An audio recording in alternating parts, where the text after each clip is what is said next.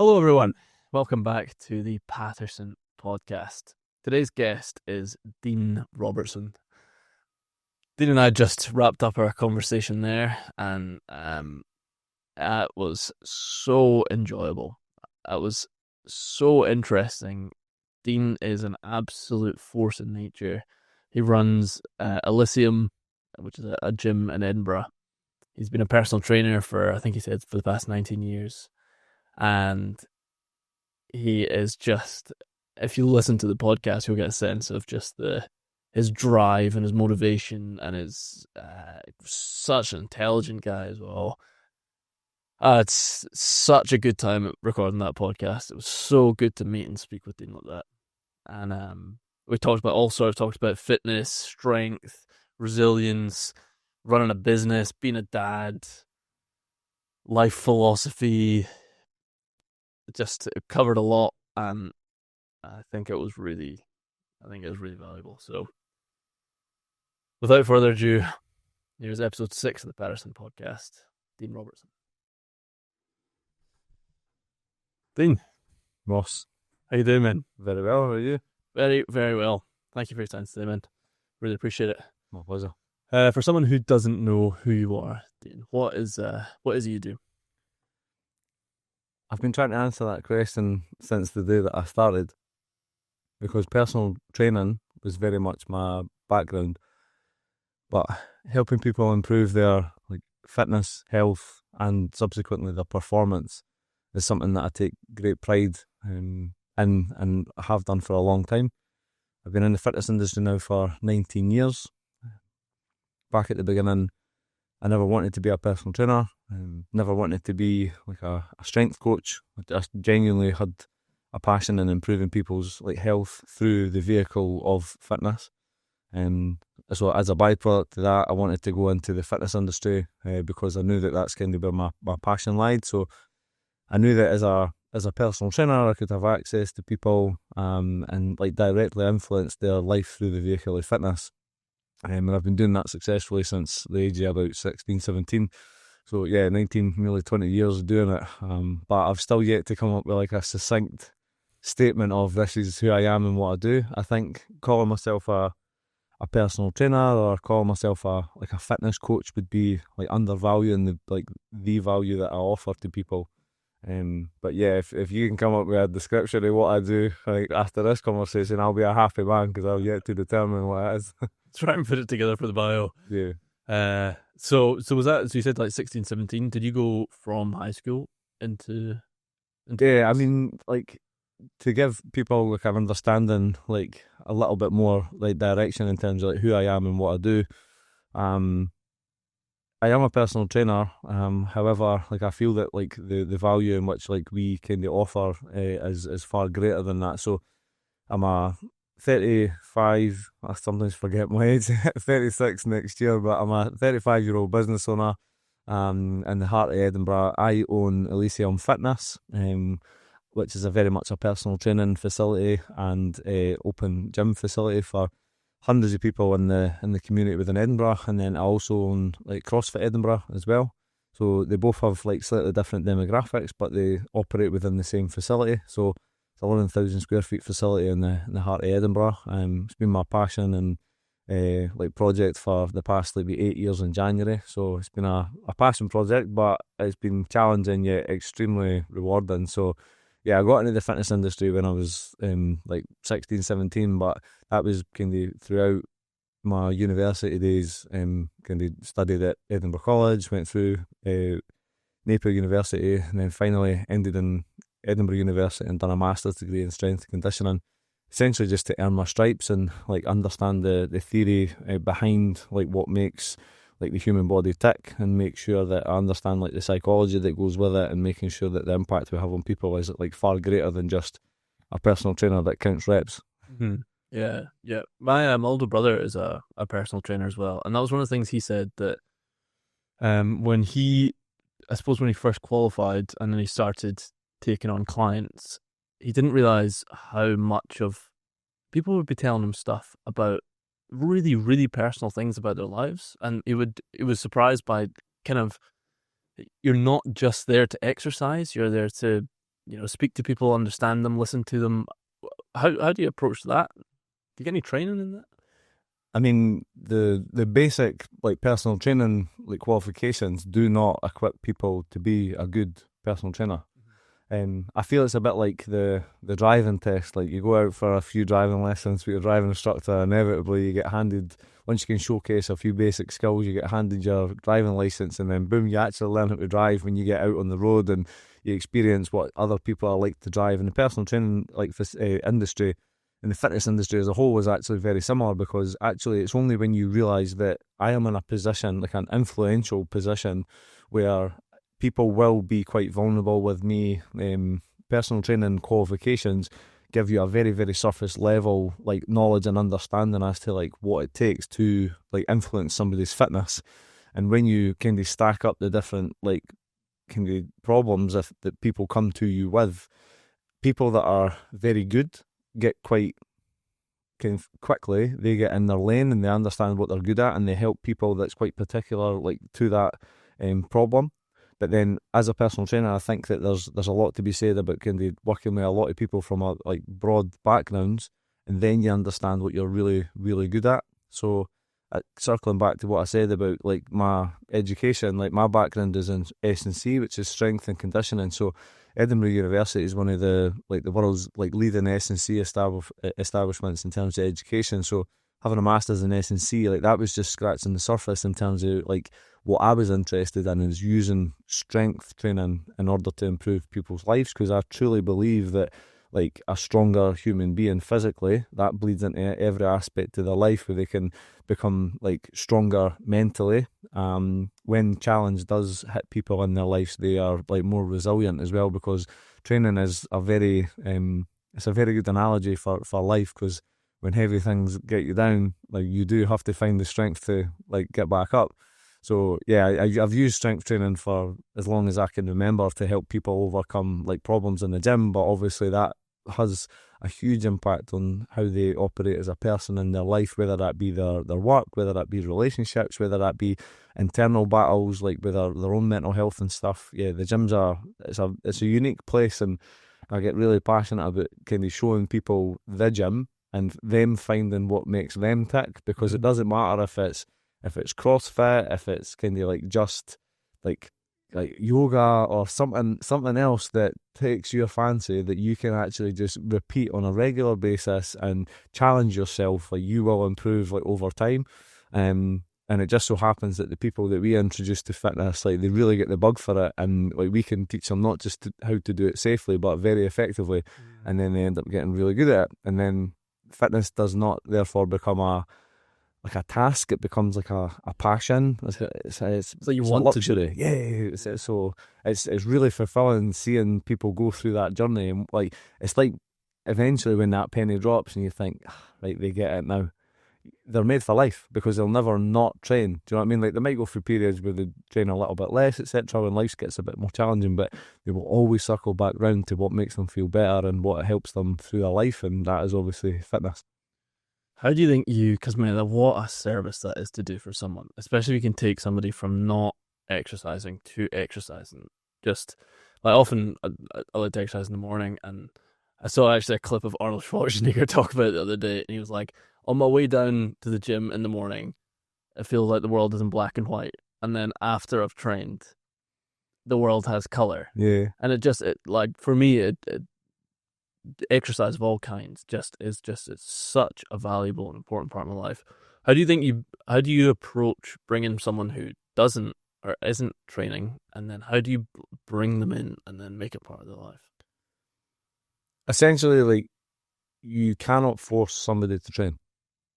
And I think that this is the problem that the fitness industry faces, that we're constantly trying to guilt trip people into thinking that they need to train. I've learnt that like the more that you try and push somebody to train, the more that it repels them and the less that they want to train. So we try and encourage people to give them like an opportunity to learn, because there's a lot to learn when it comes to fitness.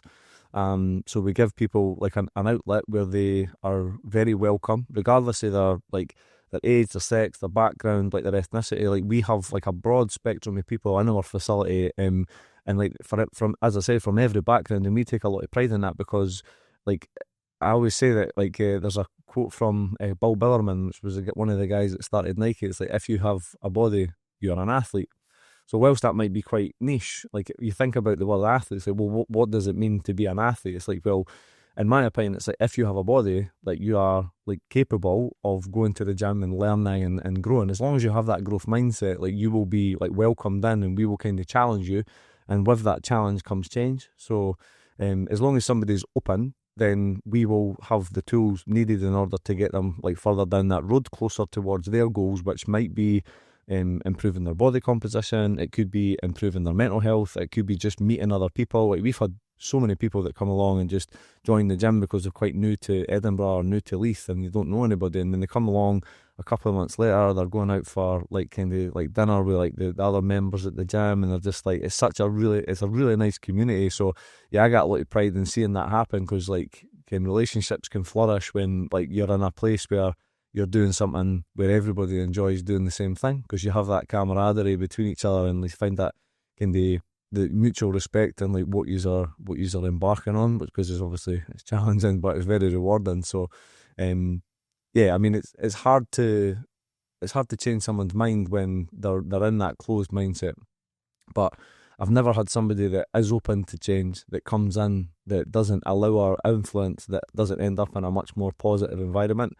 I mean, in my early days of, like, the fitness industry, I went through getting quite frustrated, where it was like, oh, like, it's so simple, you just need to come along to the gym and train. But, like, as life served me up some, like, kind of harsh truths along the way, and it's like, when life gets quite challenging, like, I think a lot of personal trainers forget that other people have got other things in their life. Mm-hmm. Like, it's easy to sit on your high horse as a personal trainer or within the fitness industry and say, oh yeah, you just need to train, like, 3-4 times a week. And it's like, I know, but, like, some people are very, very challenged in their life, where they're working so much, they're so tired to, like, have to find another hour or two in their day to get to the gym and do it. Sometimes they're terrified of the gym. Sometimes they're, like, their partner, like, doesn't necessarily support, like, that, like, growth aspect where they want to go and do something new. So yeah, I've learned that, like, many people have, like, a variety of different challenges, but, like, once they find the path forward, or they're in a position where they say, you know what, I'm going to give this a shot. Like, we are absolutely the best place in Edinburgh to be, because we appreciate that approach, but we also can push people forward at a really, really good pace to match their, like, intention, if that makes sense. Like, we're not forcing anybody to do something, but when they're ready, like, we're, like, going to help them along a lot quicker. So what is your, like, say someone comes to the gym, they're new, what is, like, the first step? What do you do with them? And then how do you bring them in, and then how do you get them started? So to explain this better, CrossFit Edinburgh is, like, the lower deck of our facility. And if someone was to walk in, never been to a gym before, and see the gym, like, very busy, at, like, kind of full tilt, a full class going on, open gym, really busy and stuff as well. Our gym, because of the training nature of it, it attracts a lot of people that are at a intermediate or good level. So it might be that you walk in and there's somebody with a six-pack walking on their hands, like, round in circles and doing Olympic lifting. And listen, as much as that's amazing, that does not define the gym. Yes, it's good that people can do that, because they've obviously found their passion and it's kind of progressed them forward. But it's also a very false representation of what the gym actually is. So we always encourage people to keep an open mind, because, like, if that's level 10 and someone comes in at level 1, then that's fine, because we'll take them to level 2 and then level 3. And I think people need to remember that, like, the people that are at level 10, that are, like, the pros, they were once at level 1 and they just stuck to it for a long period of time and they never gave up. So I think, like, the old saying is, every master was once a beginner. So it's so important, because I think people can get that, like, scared at the beginning or intimidated, which is completely understandable. But it's a bit like saying, like, I didn't want to be like that. So, well, that's fine, but it's a bit like watching Formula 1 and saying, I didn't want to drive that fast. It's like, well, yeah, that takes a long time and, like, precision, like, timing, etc. So yeah, it's like keeping an open mind. And then when somebody, like, we always meet them at the level that they're at. So if somebody comes in and they're at, like, a level 1, then we treat them as a level 1, and then we encourage them to level 2. And I think that it really does take a high level of skill and understanding as a like a fitness professional to do that properly. Because there's many coaches out there that like they will like try and operate at like a level like 5 or above. So when somebody comes in at like a level 1 to 5, like they don't necessarily know how to treat that person, and it's very challenging for that individual that is at a level 1, because it's very intimidating. And usually what happens is they'll not stick the course because they're so scared of the like that kind of like pathway, if you like, where they've just not been met at the right level. Like I've got so many people that have like grown exponentially in our time here at the gym, but they've came in at such a low level, but they've had terrible experiences at the gym before. So they'll come in and like, and without mentioning any names, they're like gyms and stuff, but like a lot of budget gyms where they'll just pump out memberships. You'll be a number as opposed to a person. Like you'll never really meet anybody. You just pay for your membership online. You walk in for £10-15 or so. Like, I mean, there's a reason that those gyms have got such a high percentage of like attrition, because everybody like either doesn't go along, pays a membership, and then cancels it. And it's a shame because like, when they walk in the gym, they might be walking into a gym that's at like a level 3 to an 8, and that's terrifying for somebody that's at like a level 1 to a 2. So recognising this, like over time, like I've engineered a system like within our facility where we have like a one-to-one interaction with every client that gets in touch from a personal training perspective, and it's like a no sweat intro, like literally come along, like meet myself, like or one of the other like senior coaches, understand what your challenges are and understand what level you're at. And I've, for the bottom of my heart, like I would never onboard somebody into my facility unless I was absolutely certain that I was going to help them along the way. Because there's many people that it's an easy sell if somebody wants to sign up for a membership, but it is not worth my effort or not worth my like kind of time to take somebody on unless I genuinely believe that I've got the power to help them. And it's a negative experience for them if you take them in and you don't get the results that they're looking for, because obviously that's your reputation inevitably over time. So yeah, we meet people where they're at, and then build them up over time. But it just takes time, and it takes skill, and it takes understanding and like empathy to like respect where somebody's at, and also to recognise that it doesn't have to be like 100 miles an hour. Do you know what I mean? Like successful like kind of transformations when it comes to like the body like are paralleled with the mind, so that there's like a kind of psychological adaptation over time. So it's just like a progressive kind of model where it doesn't have to be crazy. Like people think they need to give up like everything that they enjoy eating. They need to like go to the gym 5-6 days a week. You know, I mean, I'm 36 years old nearly, and I mean I train 3-4 days a week, and I'm the strongest I've ever been. So, and it's because obviously I've got enough like kind of skin in the game that like I didn't need to push crazy amounts in order to get good results. But people think they need to change their life completely in order to make progress, whereas actually like change one thing, make it a habit, and then obviously over time you start to enjoy it more, and then it becomes less of a chore and more of a luxury because you enjoy it. So like we said at the beginning, like kind of, if you enjoy it, it's a hell of a lot easier to stick to than being pushed into doing it. Yeah, man, I know exactly what you're talking about. It's like you don't need to go from 0 to 100. It's just these little like incremental change. I've found that with almost any new like positive thing I'm trying to do in my life, whether it's get up earlier or whatever. It's like setting an alarm for like 5 minutes earlier is way more kind of doable, and then every day you just make a little bit of step towards your goal instead of, or it doesn't even necessarily have to be every day, as you say, like it can be like 3 days a week, and then you build incrementally. What do those increments look like? Like how do you, as in at the start, how often do you suggest someone does start training, and what kind of training would you have them start doing? I mean, it depends on what somebody's like influencers are. So the motive to change, like if somebody's really hardwired for change, like for example, if they have a heart attack and they've got the orders from the doctor, you need to change your life or you're going to die. That's quite extreme. So obviously the rate of change would need to be quite significant in order to reflect the severity of the like necessary outcome. Whereas if somebody's in a challenging position and they're starting to get pain in their body that shouldn't be there, their mobility is shot, so they can't pick up like things off the floor. They're struggling to tie their shoes, or they've put quite a bit of weight on like over the years, where they kind of sedentary like working and stuff, and then like these things don't happen overnight. Like people don't wake up and have a gut. Do you know what I mean? Like it takes a long time in order to get to that point. And I always say like the rate of change should be like respective of like the rate of change that became like where they got to. So if somebody's put on a lot of weight over time, then I would say that like, yes, you can do it quickly, but you should not expect to do it quickly, because any change, the more harsh that those actions like become, the harder it is to sustain.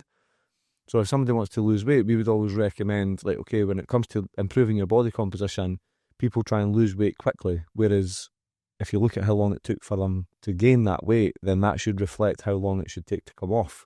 And also, I do believe that the whole body composition industry is like totally, it's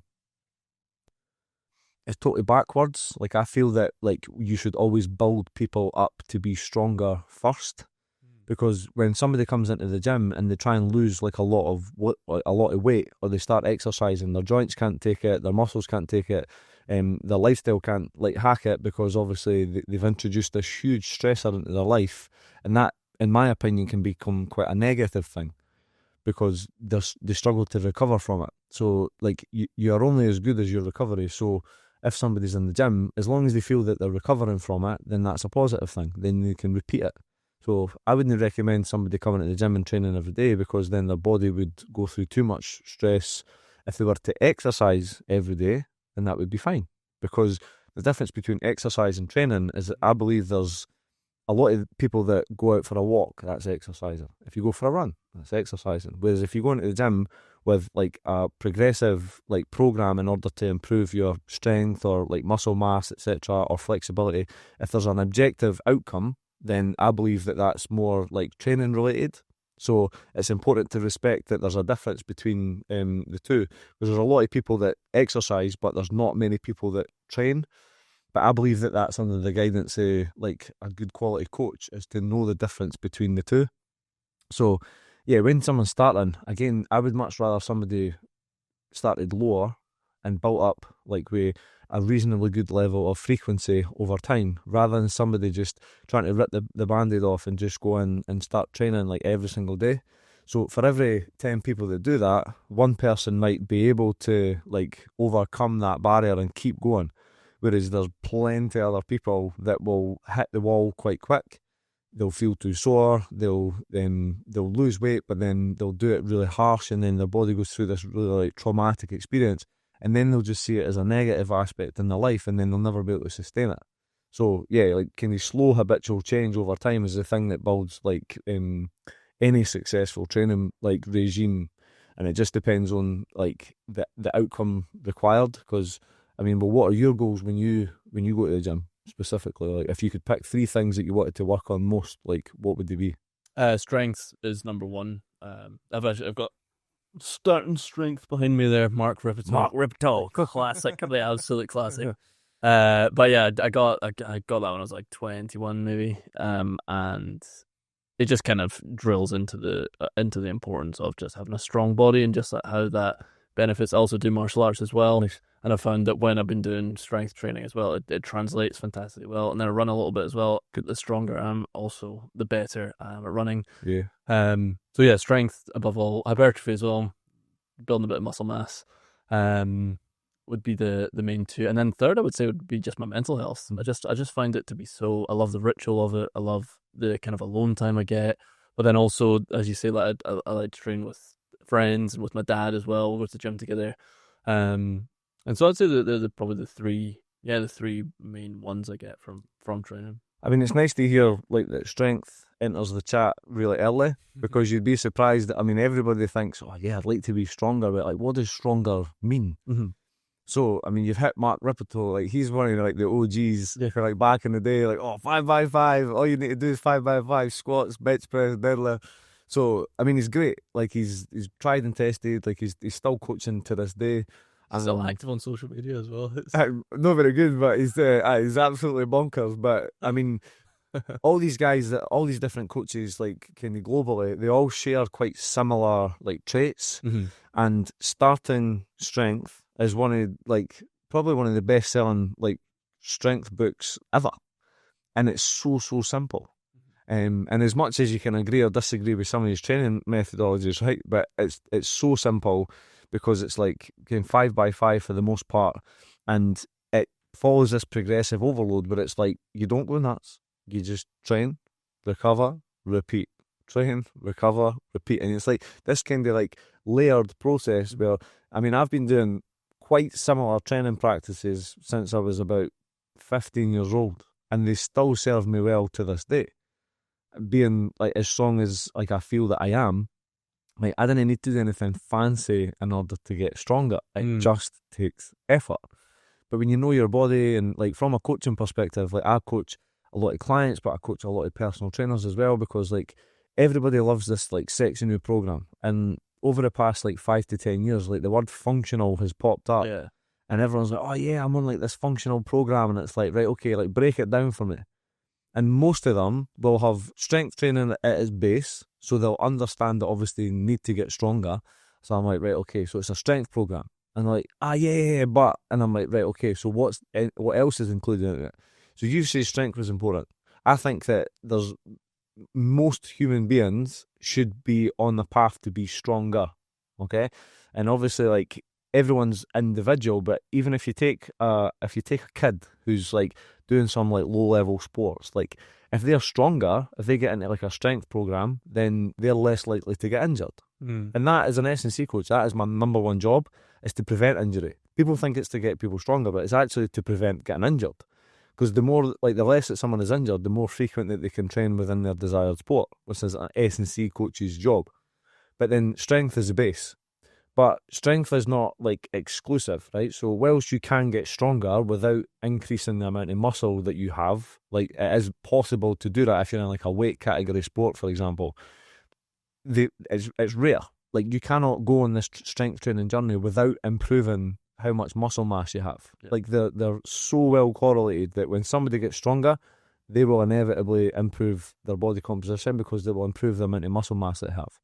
So when someone says to me, I want to get bigger and stronger, I'm like, right, okay, we're going to be friends, because you get stronger, you're going to get bigger. And if somebody improves the amount of muscle mass they have, they burn more energy on a daily basis. So inevitably, their body composition will improve because their metabolism will be at a higher level, because they'll need to eat more in order to sustain the higher level of muscle mass. So without making it too complicated, I get really geeky with it, and it's really easy for me to go down a rabbit hole, but like the essentials are like getting people stronger for whatever reason they need to be stronger for. Yeah, I've trained athletes for like a variety of different sports. I've trained people to get stronger so that they've got less pain. Because you've got to remember, like a stronger human being is a more resilient human being.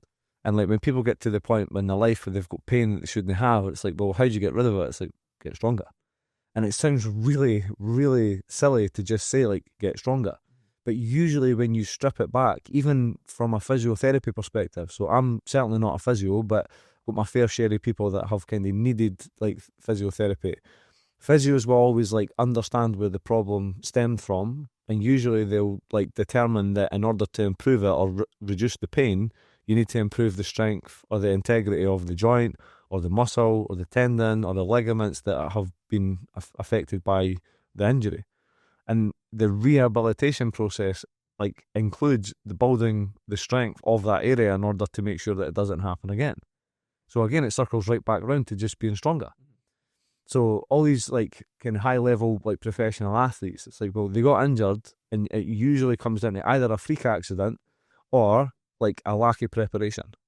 So I mean, one of the number one injuries in football is hamstrings and groin tears, or ankle injuries where they've rolled their ankle. So again, athletes that are stronger through their muscles and their tendons are less likely to get injured.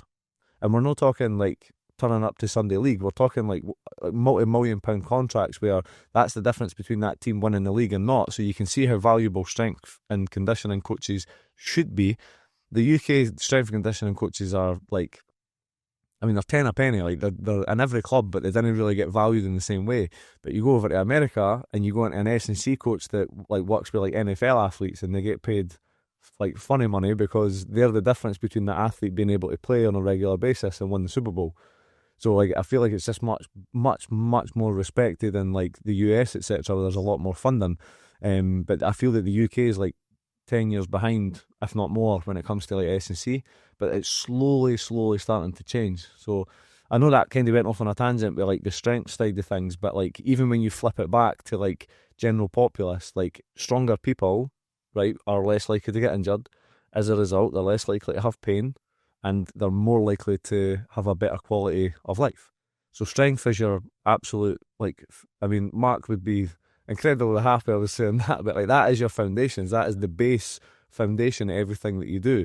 And then on top of that, obviously you build muscular hypertrophy. And then when you start kind of going up that pyramid, you can start to respect that people's needs will change. You know what I mean? Like if you improve their mobility, and they're not exclusive, you can improve your mobility at the same time as getting strong. I mean, if you train properly, you should improve your mobility at the same time as getting strong. How do you make someone strong? What is your approach to that? I mean, it's quite broad in terms of like how you get somebody stronger, but like on the base level, like you need to stress a muscle in order for it to create like an adaptation. So you have like general adaptation, it just means that there needs to be a stress like caused to a muscle in order to cause damage. And then when the damage occurs, if you eat like sufficient amounts of like materials in order to repair it, in layman's terms, like eat enough protein, etc., on the base level, the muscle will repair itself and it will be stronger. So if and when you do that same stimulus again, it should be better prepared for it. So for it, if we take something really, really simple, like your Mark Rippetoe's like 5x5, if the first time you do it, that is like you do squats with your body weight and you do 5 sets of 5. For somebody, that might be really easy, but for someone else, that might be quite hard. So for someone that does it quite easy, they're not going to have a stimulus in order to create a change. They might need to do 5x5 squats or 3x10, like you pick your number. Like as long as that's hard or challenging for that person, the body has to go through like a breakdown of that muscle tissue. You repair it, and then you do it again. It should technically be a little bit easier. So that's where you've kind of layered that up. So in theory, as long as you're if you've done the same program, right? For example, you've done like, I mean, 5x5 is quite like strength, like training, like Mark Rippetoe orientated, but even if you'd go basic level, like 3 sets of 10, and if you've done like 50 kilos on squats, and the next again time that you've done 3 sets of 10, you do 52.5 and then 55. You could essentially repeat that process over the long term, and you would still make progress. I know people that have used the same program for 10 years and never changed it, or changed it once or twice, and they're some of the strongest people I've ever known. So it really just depends on how kind of varied you want to make your training as well. Like as I say, like the buzzword, the functional fitness comes around too often, and I feel that people just like literally spin the wheel and like, oh, what are we doing today? And it's like, oh well, I know, but there needs to be some level of progressive overload. So I mean, it's probably quite a good idea to talk about like how like the evolution of CrossFit has been, I mean, it's been hard to watch, like because like CrossFit as a whole, I mean, the definition of CrossFit is constantly varied functional movement at high intensity. And like that's always really annoyed me, because it doesn't always have to be at high intensity. Like good quality training programs do not always have to be high intensity. I would beg to differ that good quality training programs would be better if they were at varied intensity. So sometimes you're going to have to train hard, like at high intensity, but sometimes you train at a much lower intensity in order to promote recovery. Does that make sense? So it's not like all out all the time. Yeah. Whereas some CrossFit workouts, some CrossFit coaches, some CrossFit boxes are just like, yep, balls to the wall. And it's like, well, it's fine. But again, you can only do that so often before your body will break. And that's where the evolution of CrossFit has been hard to watch, because some people haven't adapted to like the trends, but then good quality coaches have used the training philosophy of CrossFit, improved their like understanding as to like kind of human physiology, like adaptation, etc., and created really good quality training programs that have allowed continuous progress minus like the stress and the trauma that usually causes injuries, and then like adapted them to suit the people that are there. So what's the evolution been? Where's it gone from to? I mean, back in the beginning, like it was literally just a like I don't want to get into all the terminology, but like the WOD. So like the WOD was just workout of the day. Oh yeah. And it was literally just a random workout that was like chucked up on CrossFit.com. Like back in the day, I used to log on to CrossFit.com and see like the WOD and be like, oh, I'm going to do that today. And every single time it was just like as hard and fast as you could. And there's a level at which like you cannot learn how to do, for example, Olympic lifting. Like you cannot learn to get better at that at high intensity. Like you need to take the weight back. It's a bit like learning to drive at 100 miles an hour on a Ferrari. Like it's never going to end well.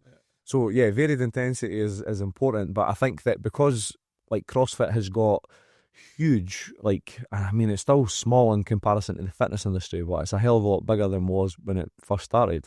If you look at CrossFit now, like some of these athletes are like the fittest people in the world. Yeah. Because they're no like the strongest people in the world. They're not the best weightlifters. They're not the best gymnasts, but they're really good at everything. Yeah. Like Matt Fraser stuff are just unbelievable athletes. Just as you say, just so well rounded, just kind of generalists, but unbelievably high level generalists. Yeah. But it's funny though, because like you'll look at Matt Fraser and it's like, I am for a second saying that I'm as fit as Matt Fraser, right? Matt Fraser would like literally run past me on his hands, let alone. But I'm stronger than Matt Fraser. Like my back squat's a lot higher than like Matt Fraser's has probably ever been.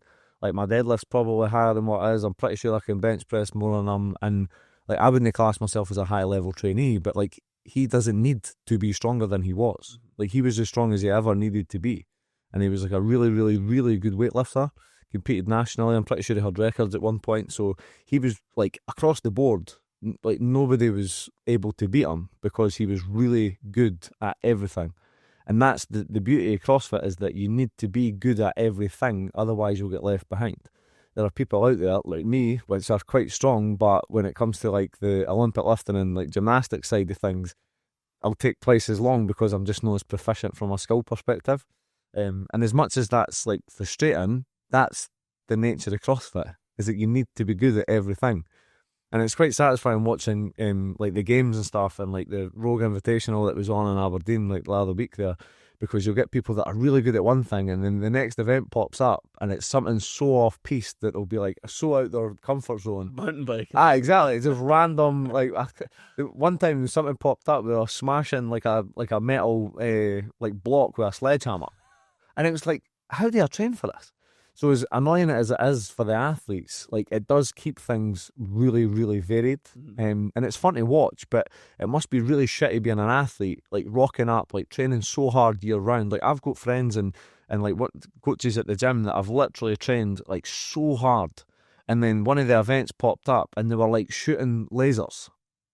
And I'm like, how is that related to fitness? But again, it's accuracy. It's like, it's composure, like under fatigue, and it's like they can justify it whichever way they like, but it must be annoying being an athlete. Whereas at least if you're a weightlifter, you know that like you're going into the clean and jerk or the snatch. Like there's no two ways about it. It's very black and white. You're either the best that you can be or you're not.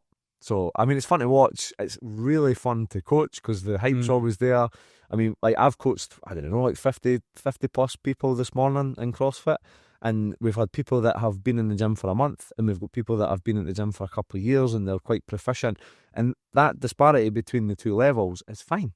And a really good quality coach can give this person at level like 8, for example, the exact same experience as the person at level 1, because it's the outcome that they're focused on. They want to feel good, they want to move well, and they want to challenge themselves. Both of them have done that.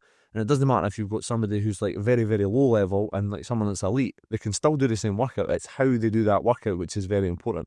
But I think that's what makes the difference between a really good coach and a really good CrossFit box and someone who's kind of substandard, where they'll feel that they can't go in and train, if that makes sense, because they're not at the right level. So, but it depends on... What do you mean by CrossFit box? What's that? Sorry, things like that roll off my tongue and you talk about it all the time. But CrossFit box it's just the term used to describe a CrossFit gym. It was just the term coined like years ago, where it's like, oh, I'm going to like the CrossFit box.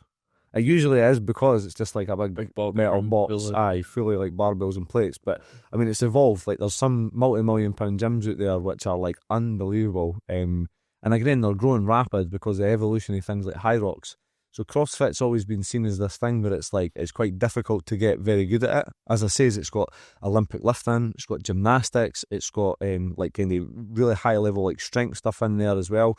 And there's a lot of other stuff that goes into it too. So it's quite high level of skill. But people that go along to that, they didn't want to take 6 months, a year to get good at Olympic lifting. They just want to go on and train hard. So this evolution of like the functional fitness side of things has bred like a totally new era, and the absolute geniuses at High Rocks like HQ were like, yeah, you know what, people want that CrossFit experience, but they didn't want to do like Olympic lifting or gymnastics, so let's come up with a race. I'm not sure if you know what High Rocks is. Yeah. I mean, it's the fastest growing fitness event in history. Is it? It's rapidly evolved, like quicker than CrossFit ever did. And it's crazy. There's like one on every weekend now in like a different city all over the world. And like, I'm pretty sure, sell out apparently as well. It's like multiple days selling out. do you know what? See, even if it never, they would create the illusion that it did, because they're so good at running the event side of things.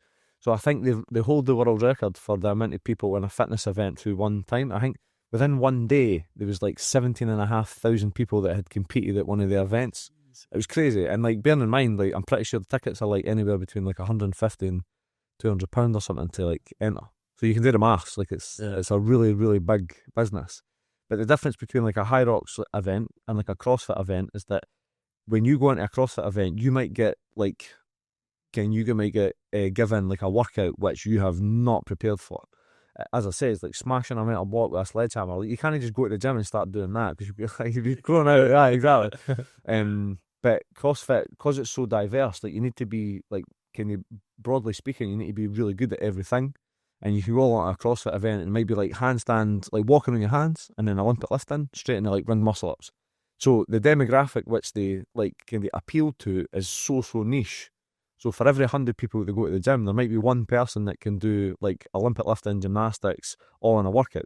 So you can understand, especially from a business perspective, I can understand how that's not appealing, because you feel like a rookie all the time. Yeah. Whereas High Rocks, like, you know what it is. It's one event, it's the same event every single time. So you can go along and train effectively for it. You can get strong, you can improve like your skill proficiency within the movement patterns that like relate to High Rocks.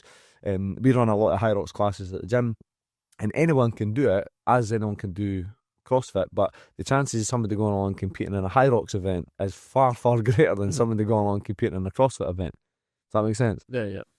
So what is High Rocks? How is High Rocks different to CrossFit? Well, I mean, CrossFit, like, you'll never have the same workout twice, so it's impossible to prepare for. Right. And it's usually just the people that organise the event are just like, yeah, let's do that. And I'm sure I'm sure they just mess with people sometimes, because they're just like, even like Rogue's really good. I think it was Rogue, but like muscle ups, like on a standard bar, it's a gymnastics movement where you go into like high speed movement from a pull up over the bar and push yourself up. So it's a gymnastics movement. And then they were just like, how can we make this harder? And they gave them like a log, like that was like this big, and was like, now you need to do muscle ups on this. And everyone was like, how am I meant to prepare for that? Like, you can't just go and start like smashing them out in the park. But if you wanted to get good at it, you would have to. So yeah, it's like CrossFit is really diverse and like randomised sometimes. Whereas, as I said, High Rocks, it's the same thing every single time you would compete. So it's like a 10K. It never changes. The distance is the distance. So the High Rocks event is the same thing, like regardless of whether you do it in London, Berlin, like Rome, like you can literally do one every weekend and you'd be doing the same event. So it's much easier to prepare for. So the actual, the broad range of people that do it are like far greater. And that's why they've got like the world's elite, which are doing it in under an hour. And then they've got like the intermediate and then every day, which it could take them like an hour and a half to do it, or like over that. But again, everybody does the same thing. That makes sense? Yeah. And what do you do? What are the events? I mean, off the top of my head, I actually can't remember, but there's like 800 meter intervals. So it's like runs. But then in between the runs, you've got a series of different like stations that you need to complete. For example, you've got like a sled push, a sled pull, you've got like 100 wall balls, you've got walking lunges, you've got burpee broad jumps, you've got farmer's carry, and then obviously you've got the runs every single time. So the people that usually do really well at High Rocks are like really well seasoned like runners, because the running's not a problem to them. But you'll get people like me that, I mean, I like struggle to run for the bus. Like, I'm like strong enough, but like you ask me to do a High Rocks and like run, like I would just hate it. I would just detest it. But I can see the merit in it, because it's rewarding and it's challenging and anyone can do it. It's really cool. But I mean, it just, to me, it's quite boring, because it's just the same thing like again and again and again. And that's why like a 10k to me is just boring as hell, because it's like, yeah, fair enough, I can get my 10k and then I keep running and I can shave a minute or two off it. But for as long as I've been training, I've always just like absolutely loved the pursuit of being as strong as I physically can. And I mean, it's served me well up until this point. I'm still getting stronger at 35, like, and I'm like strongest now than I've ever been. Although I've had challenges along the way, I still enjoy it. In fact, I enjoy it more now than I ever have, because I'm stronger now and I'm more experienced and I've got like more knowledge and I can apply myself in the right way. And it's more important to me now than it was back then. What does your training look like? How do you become stronger now? I mean, the number one thing like that's important to me is that I have fun with my training. Because I've owned a gym for like 8 years, and like I've worked in the fitness industry for nearly 19 years, and like, I mean, it's rare that people get past like a year in the fitness industry nowadays. Like it's quite rare that somebody's like, I feel like a veteran, but I'm like, oh yeah, I've been doing this for 19 years, and people look at me, I mean, it might look like I've had a hard paper round, but like I'm only 35, so they're just like, oh, how have you been doing it for so long? And it's just like, well, I love it. Like I didn't feel like it's a job.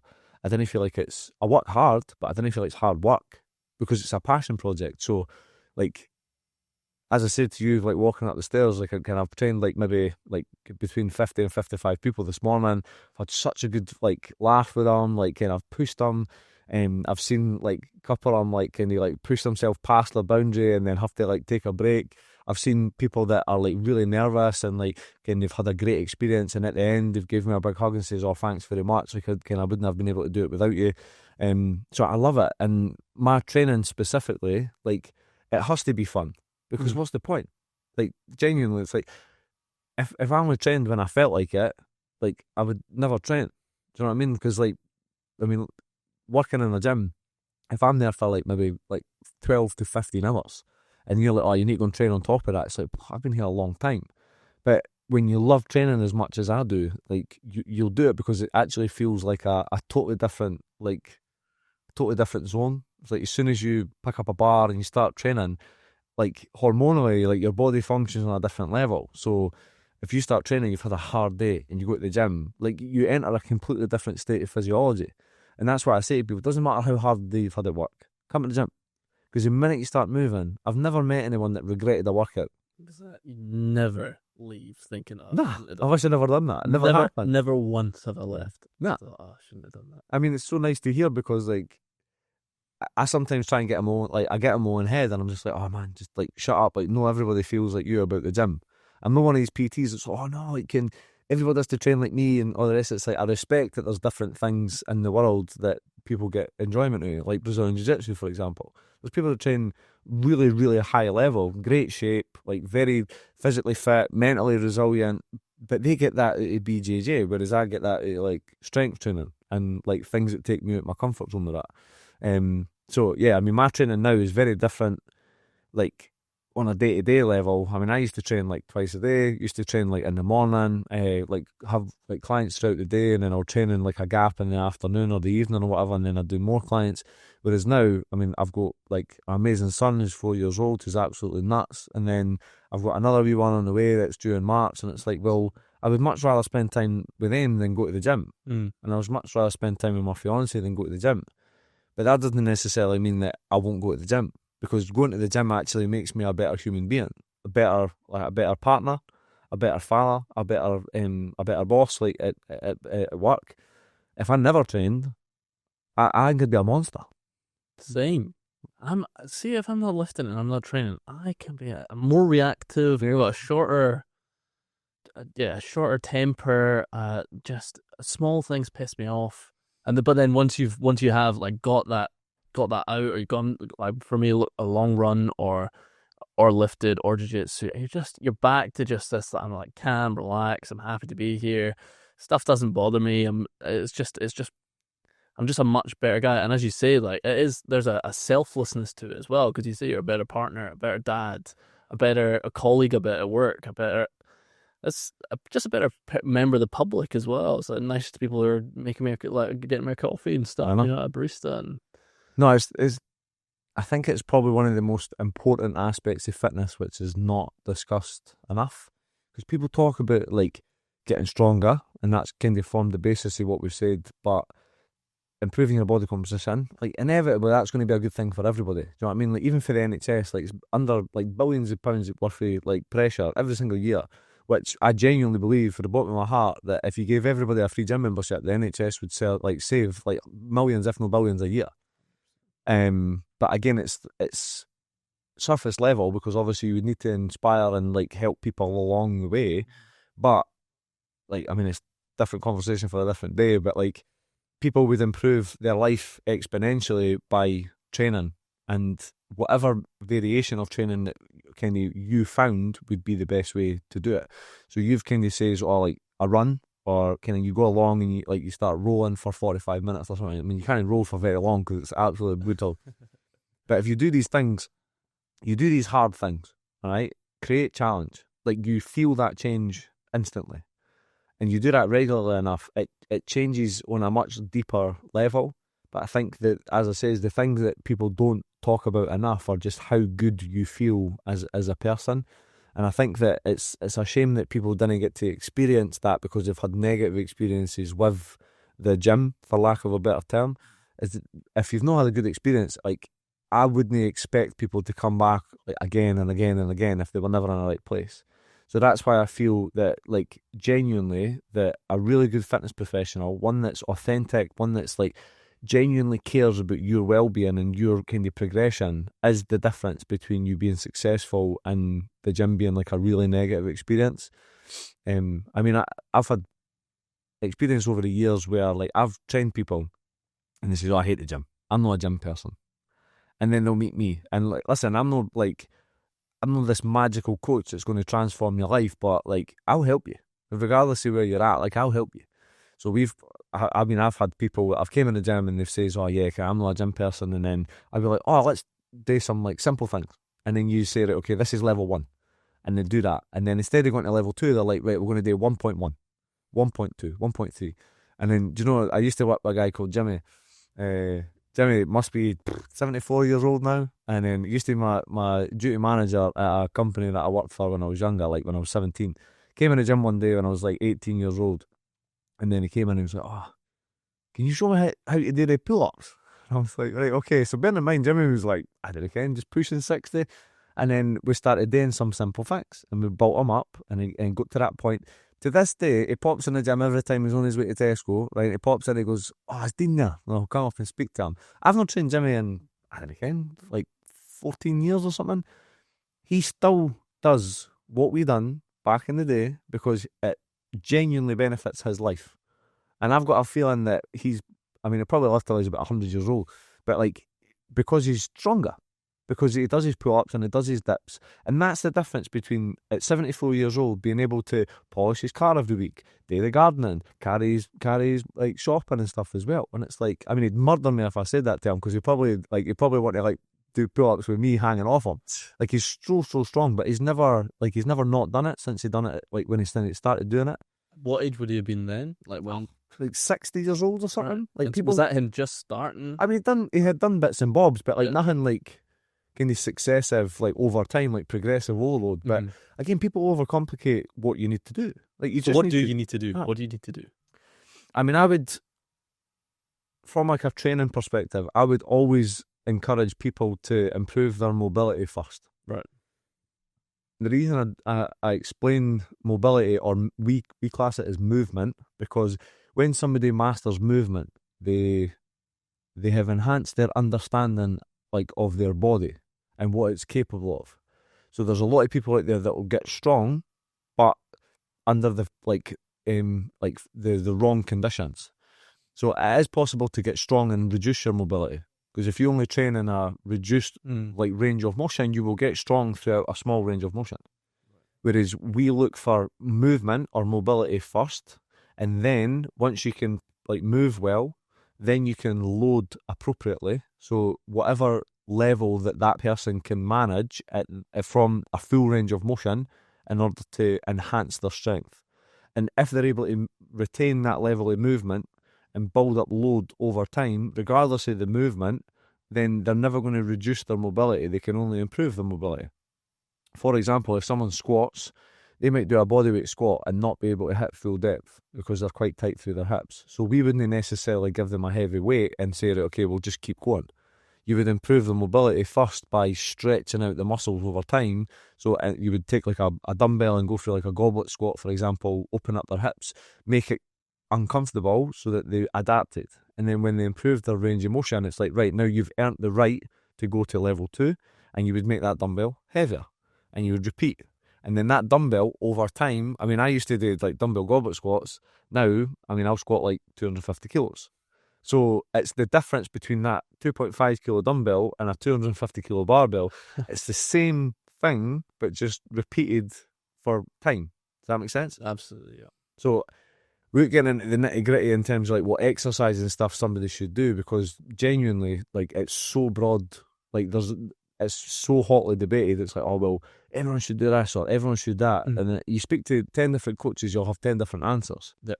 But from a human movement perspective, I believe that every human should move well through a squat pattern, through lunge patterns, as in kind of single leg work, whether that's a step up or a reverse lunge or a forward lunge, because these mimic what we do day to day life. So squat, lunge, from a hinge perspective. So again, if someone's listening, it's hard to explain that, but using your hips in order to improve the strength, integrity of your hamstrings, your glutes, and your lower back. Lower back pain is one of the most widely reported symptoms of people on a day-to-day basis that sit for work. So if you can improve the efficiency of your hamstrings, glutes, and lower back, you offset pain, etc. But again, these are the things that people need to learn on how to move their body before they load it. Most people go to the gym, pick up a weight, do things from a hinge perspective and hurt their back and say, oh yeah, weight training is bad for you. I'm no, bad weight training is bad for you. Good weight training is good for you. It's just the way in which you do it. It's not what you do, it's how you do what you do.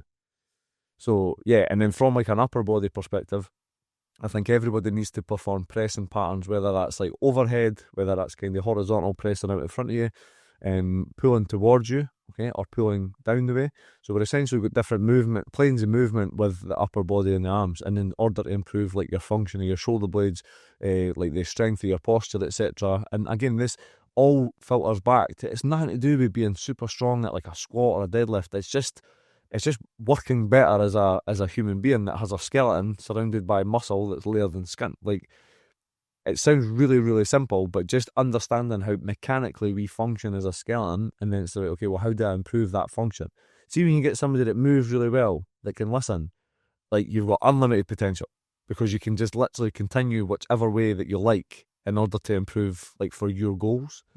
But everybody focuses so much on the losing weight or building muscle, and it's well, I know, but you move really badly, so how do you expect to do that without coming up against problems along the way?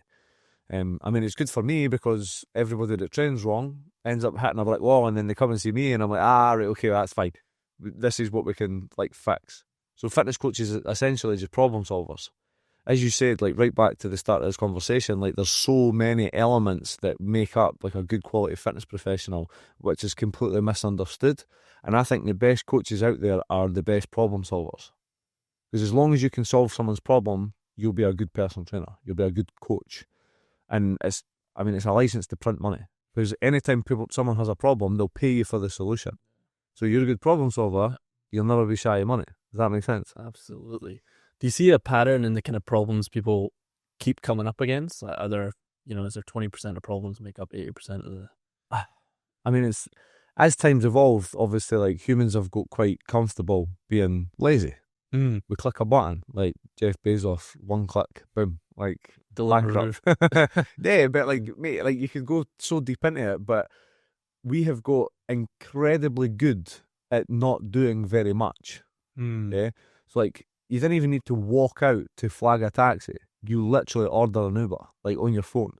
So the human race is like, we're kind of devolving. Like, we've got to a point where we've evolved, everything's got really good, we're moving well, like, manual labour was the job that you had to do, whereas now, I mean, everything's like remote working, and in like 10 years' time, like, robots will be doing like 50% of the jobs that people do, and it's a shame, because people are only going to get worse as like, we continue progressing as a race.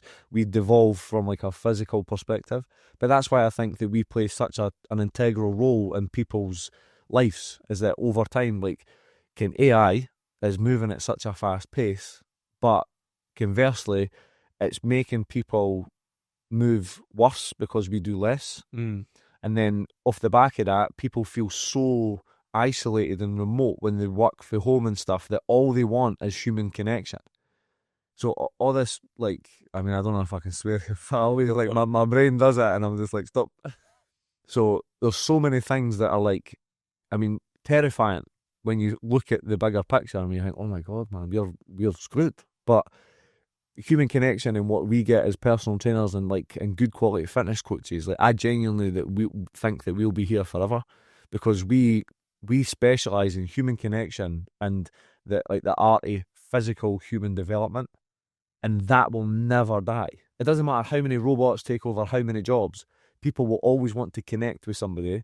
And I didn't care how many people are like, oh yeah, I'll just get my robot to do this, this and this. It's like, I know, but what are they doing?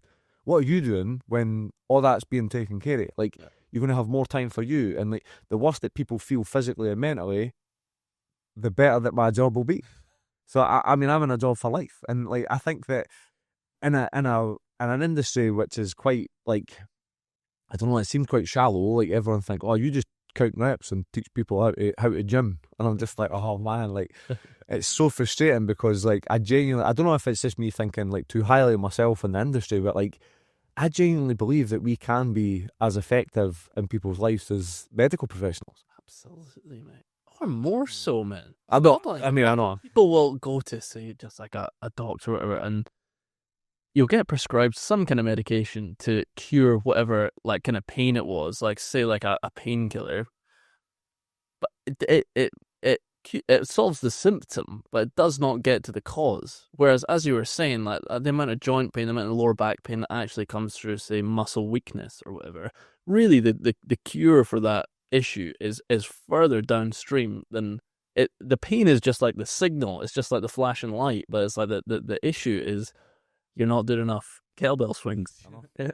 Do you know, I wasn't sure on the way that this conversation would go, but like, to give you a bit of context in terms of like what got me started in the fitness industry. So when I was younger, I'm not going to like full detail because it gets a bit lengthy, but essentially, like, at a young age, my sister got cancer. So she was a year older than me. Heartbreaking to watch somebody so young go like through such a horrible experience, and I was broken as a person, because I thought, why is somebody so young so unwell? They never smoked. Like, my sister Sarah never smoked, never drank. I mean, environmentally, she was too young for like those factors to like be a significant player. I mean, for a stress perspective, we had pretty challenging childhood. So like, was it genetic? Like, probably. And she actually ended up developing a soft tissue sarcoma, which middle-aged males got. And it was like, this is so random. So obviously it was like a genetic mutation which caused like the cancer to proliferate into the tissues. In a nutshell, I was like so infuriated at the time. I was like, I didn't want people to experience this. And I knew at that point, I was like, I need to make sure that I have an impact on people, that this never happens.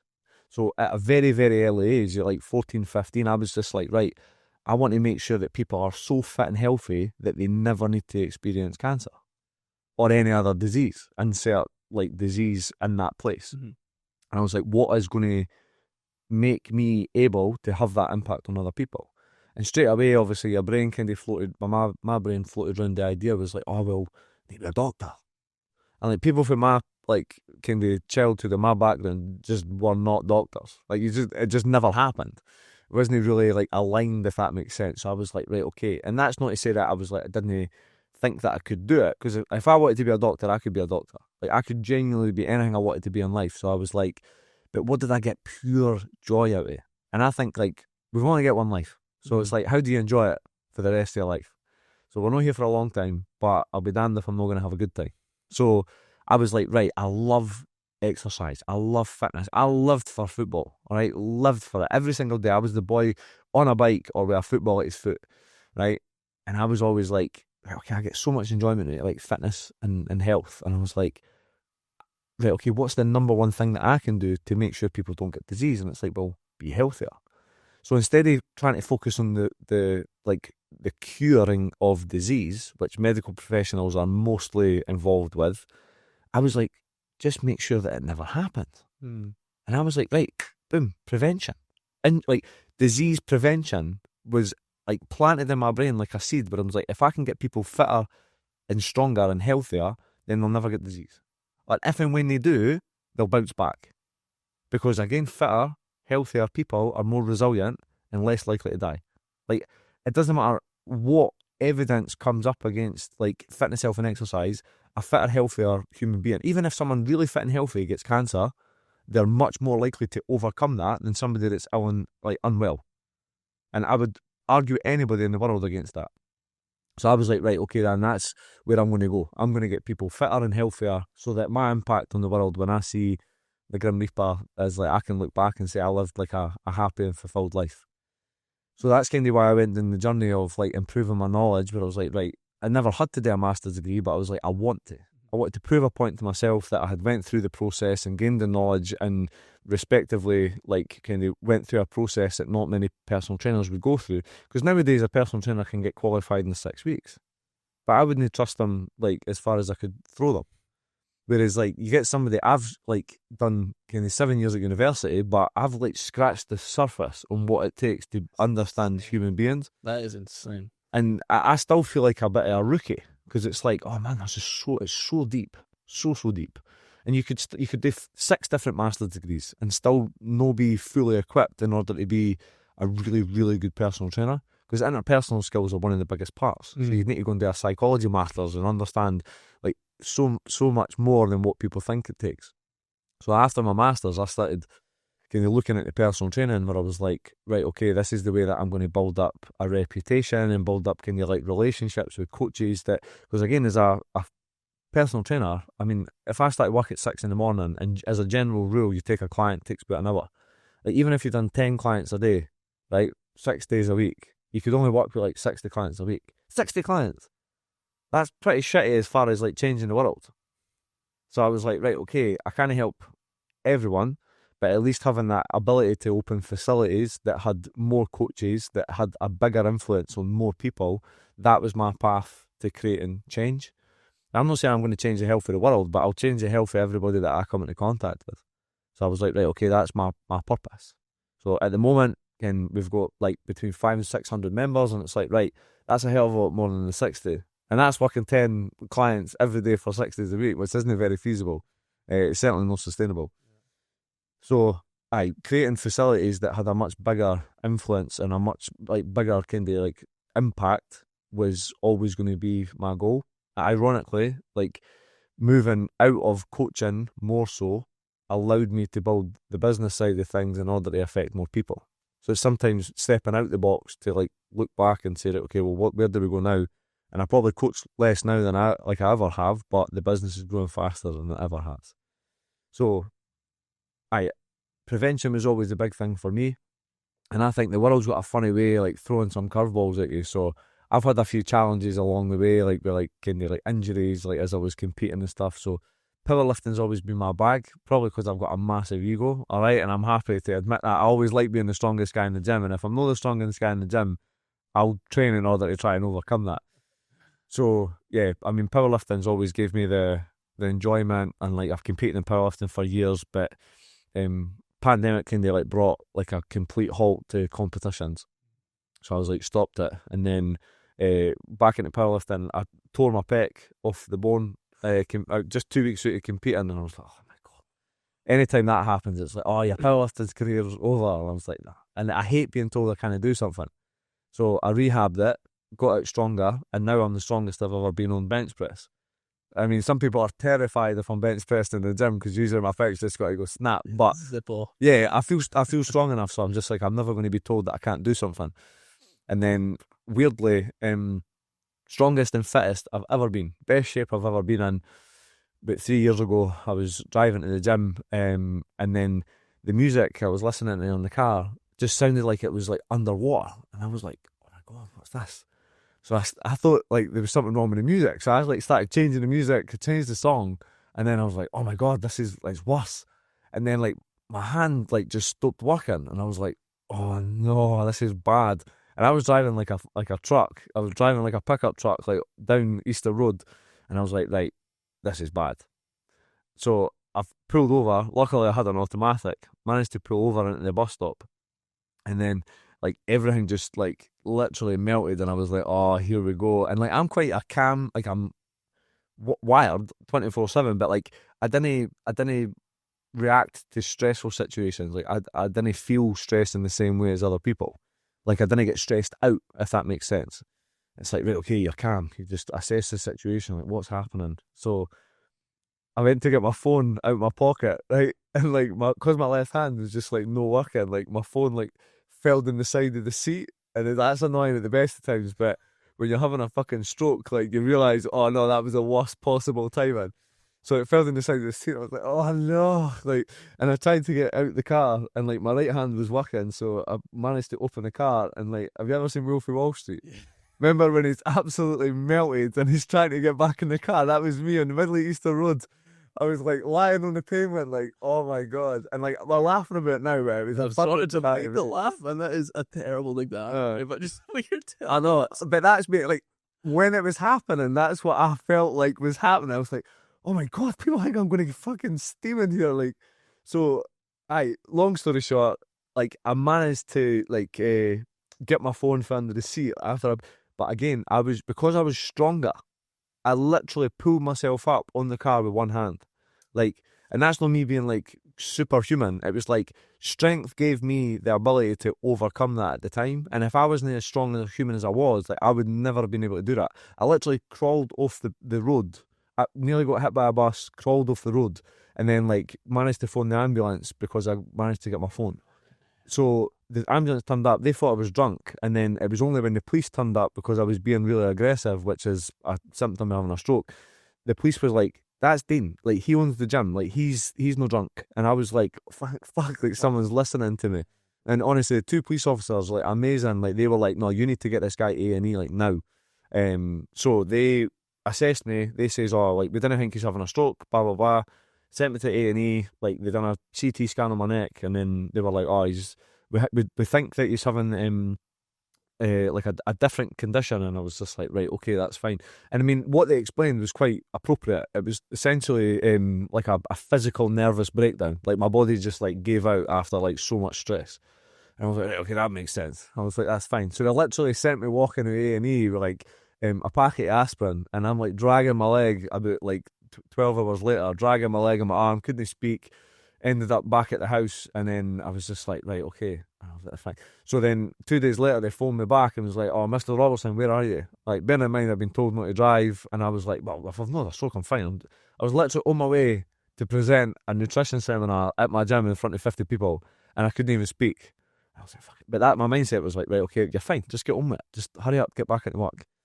And they're like, oh, you need to come back in now. And I was like, how? And they're like, you've had a severe stroke on the right-hand side of your brain, so you've got brain damage. And I was like, oh my God. So I literally was like, all right, okay, I'll be there as soon as I can. And I went in the gym and fucking like presented this nutrition seminar to people. And like, what, you still did that? I still done it. People were waiting. People were waiting on me. And I was like, I'm not letting these people down. But honestly, I must have sounded like Rocky Balboa after 12 rounds when I was sitting there like, ugh. And I can look back now, but like genuinely, it was such a hard situation. But like, I just, again, the whole hard times create stronger people. I was like, I just need to keep going, because what was the alternative other than going to hospital? So literally finished. I know. You just had to present the fucking nutrition thing. I know. So I don't know. I mean, everybody like appreciated it and stuff. And then I went back up to the hospital, and essentially I had to go through this process. They were like, we missed it on a CT scan, but because of the way that you bounced back like so quickly, like you were up and walking about so quick. And the senior stroke consultant actually said to me, is I've never seen somebody experience your level of stroke that has bounced back that quick. And he's like, the only thing I can, because I said to him, I was like, well, how is that? Because I was looking for answers. I was raging that somebody at my age has a stroke. And I was like, I've lived like a monk. And I was like, why me? And I was went through this like, oh, like, why me? Like, but in a nutshell, like, they were like, we need to determine. So it took a couple of months to figure out. Turns out I had a big hole in my heart. And they were like, oh, it's a miracle you're alive after like competing and stuff because you've been putting your body under so much pressure. So blood clot travelled through the heart, shot to the brain, like caused like a blood clot in the brain, and then it was nearly game over. And he says, I genuinely cannot, he's like, I want you to come back and like talk to other people because the only reason that you're here is because you've been so fit and healthy your whole life. And I was like, fucking hell, man, like that, it just verified everything. Yeah, all of it. Anything that I've ever done in fitness, health and exercise, I was like, this has happened for a reason. And I'm so happy that it happened. And everyone's like, why?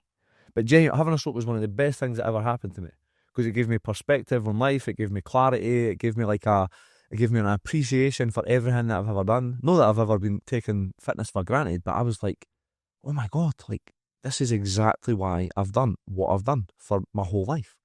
And like people might not go through like such an extreme like punch in the face when it comes to their health, but like inevitably, like if you've got someone who's 30, 35 years old, taking it for granted, see when you're 50 and life's a bit harder, and see when you're 55 and 60, like if you've trained up until that point, and when the Grim Reaper comes knocking, like you want to be so well prepared that you've got to that point and you say, do you know what, like I'm ready.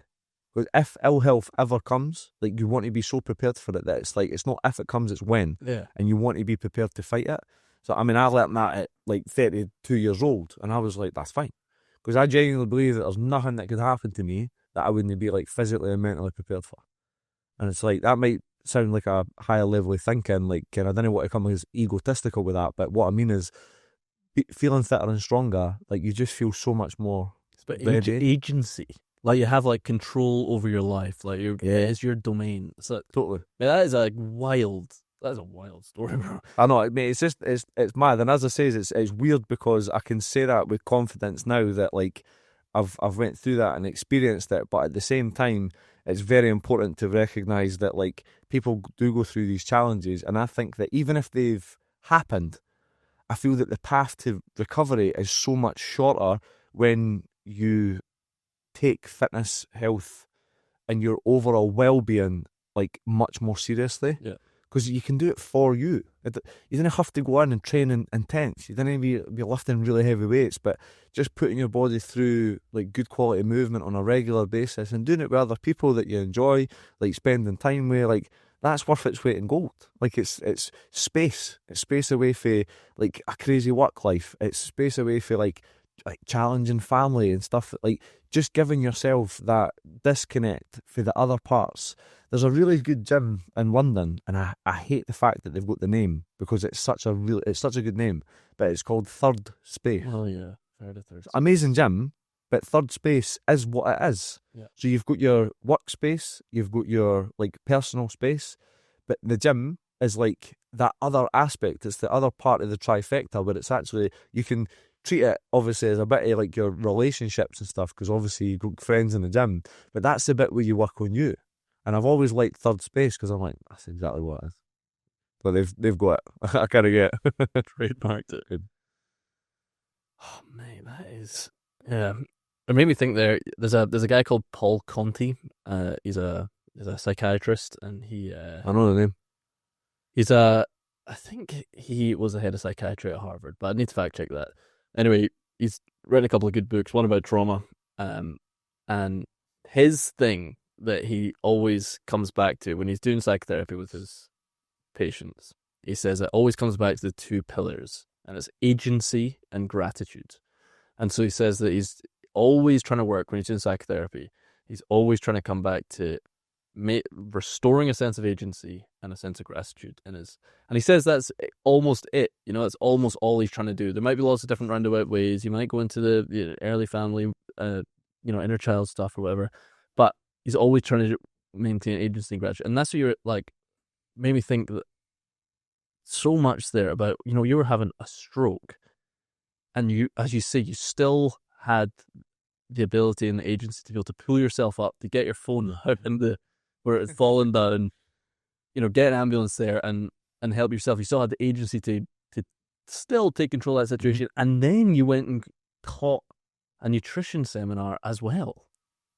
And then went to the hospital to get treatment. I mean, that is wild, man. That is absolutely insane. And I look back and I think I wouldn't have changed a thing. Because genuinely, the first thing that my family said when it happened was, we knew this was going to happen. I'm like, how? And they're like, you just work like so hard. And I'm like, listen, I fucking love my work. Like, I didn't find it like hard work. Yeah. Yes, I work hard. It's your purpose. Exactly. Yeah. Like, I didn't ever feel like I have to go to work and like grind away for like a job that I didn't necessarily enjoy. Yeah. Like, I literally go to work and see people happy and make people laugh and like enjoy the time that they're there. And I know that every single minute of my impact actually has a positive influence. And even with the facility, like as a business owner, like I've enjoyed the challenge of building a business, and we're the best that we've ever been, but I hope that it's the worst that we'll ever be. Because it's only growth. Because it's only a growth grow. mindset earlier. It's just it's like an infinite game that you can play. It's exactly. Constantly build the business, and you can get more clients, get more people in the door, new facility, more space. What has been your approach to building the business as well? Because that's another whole domain.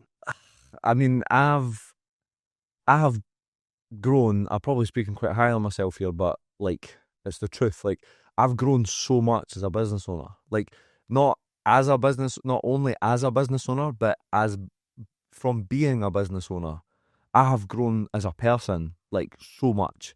Like I've got a higher level of like respect and empathy like towards other people, and understand like what matters to them. I feel like I've made every mistake in the book when it comes to like personnel. One of my biggest mistakes I probably made is that thinking that everyone's the same as me. Not because I'm better, but because I'm half daft. Like I literally, like I feel like when I get locked in, I could literally run through a brick wall to achieve what I wanted to achieve. And I just kind of expected that that's the way that everyone else was. But when they're working like within your business, like it's not their life. It's like they're on that journey with you, but you need to respect that like it's only part of their life, if that makes sense. Whereas for me, back in the early days, like I only had one lane where I was like, right, okay, if it never had something to do with the business, like, I just wasn't interested. So I probably wasn't a very good person to be around because I was like so laser focused. And obviously over time, it's like, right, okay, actually I could work smarter with the intensity that I'm capable of working at and grow more. So I probably work less now than I did in back when I first started, but because I've got the knowledge and understanding, like it's the whole, if I only knew then what I knew now. Yeah. But I work smarter now, so like I've built a business that I'm proud of. I mean, it's not where I want it to be yet, but it's, as I says, it's the best it's ever been. We help hundreds of people every week in order to improve their fitness, health and well-being. But the most important aspect for me was to be a really good dad, because like my relationship with my son is like one of my number one priorities, and like family is really important to me.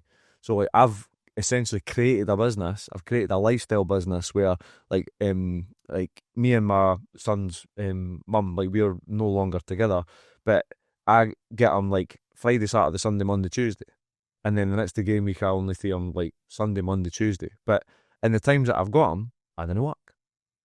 And I'm like, that to me is wealth. Like I could not give a shit about being a millionaire or anything like that. Like, yes, building a business that makes a lot of money is really, really satisfying, because you know that when you're growing, that's the outcome. You know what I mean? If you're good at what you do, like you should be remunerated for that impact. So making money, I used to think, it's not about the money. It's like, well, I know that if you're really good at what you do and you build a really good business, then it should be about the money, because then you're able to do it at a much faster level. So for me, but at the moment, if I can say, oh, I get up in the morning and like sit and make like pancakes and like all the rest of it, like that to me is success. So like success has changed like in my mind like exponentially, but having a son was like literally turned my life like on its head. Like I've always wanted to be a dad, but the minute that it came along, my whole mindset changed. And weirdly, like it happened, I had a stroke like just under a year after he was born. And I think I'm not like religious by any stretch of the imagination, but spiritually, I feel like somewhat connected to like a higher purpose. But it's like, right, okay, maybe it was telling me to like change my ways a bit. And then when he came along, I didn't want to be the guy that just worked like non-stop. It's like, no, be good at what you do when you do it, but also respect that there's like more to life than just grinding away. But I never knew that before he came along.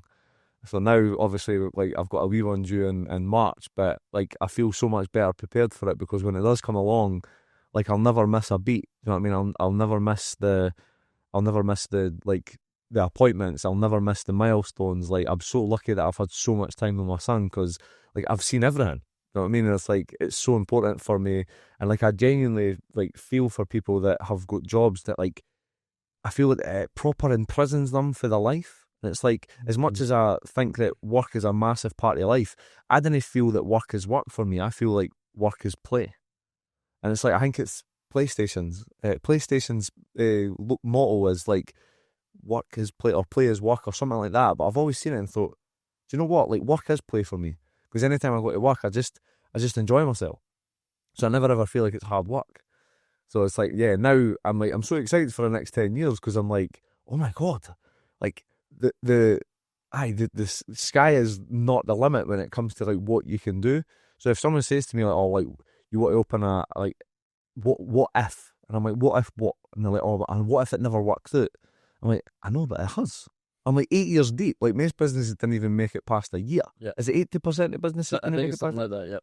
So I mean, I've done the year, I've done 2, I've done 3, I've made it through a fucking pandemic, and then like still managed to get out the back of it. I sat for like fucking 12 hours a day in a van, nearly in the pissing rain, like handing out equipment during the pandemic, all under the guidance and like guidelines for all the different restrictions and all the rest of it. But sitting in my wee like van, like with my hot chocolate, because it's what needed done to get out the other side.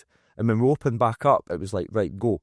But so many gyms shut during the pandemic because the government was like horrible towards the fitness industry. That was shocking. That was an absolute crime. Remember, they were like, oh, everybody can go out, like eat out to help out. It's like, how can you go in a closed environment and they'll pay you to do it? Outrageous. But you're not allowed to go to the gym. It was actually shocking. Infuriating. And doesn't that say so much about the values of our society as well? Correct. So that should have changed quite quickly, but I mean, might have got through a podcast we mentioned like the pandemic, but still not said the C word. But I mean, like that was really, really challenging for me, but also like getting through that period was like, I mean, that was clarity, and it's like, right, okay, actually, the only thing is to keep going. You just need to push ahead, no matter what like pops up. So having a business has taught me like so much, and I would never have done it any other way. If I was to die tomorrow, like I would genuinely look back with like no regrets, because you only do the best of what you can with the skill, like, and the understanding of what you have at the time. So like, why would you live with any regrets? And that's a powerful philosophy, man. Like that's a strong thing to be able to say. Again, like, strength as well. What made you start a business? Did you always know that like you wanted to be an entrepreneur and to run a business and kind of be calling the shots? It's just the way I'm wild. Like, do you know what? I've thought about this like a lot over the years, and I'm like, oh, I wonder how I'd be as an employee. Because like, even my first job was in like JD Sports, right? And I was like stacking trainers. I was fucking great at it, right? And I honestly, I could sell water to a fish, right? Because like, when you're really good, when you're passionate about something, it's infectious. So people are just like, this guy fucking knows his shoes. But I'll take 2 pairs. And I'm like, sweet. And I love my trainers, right? I love shoes. So I was like, this isn't hard work.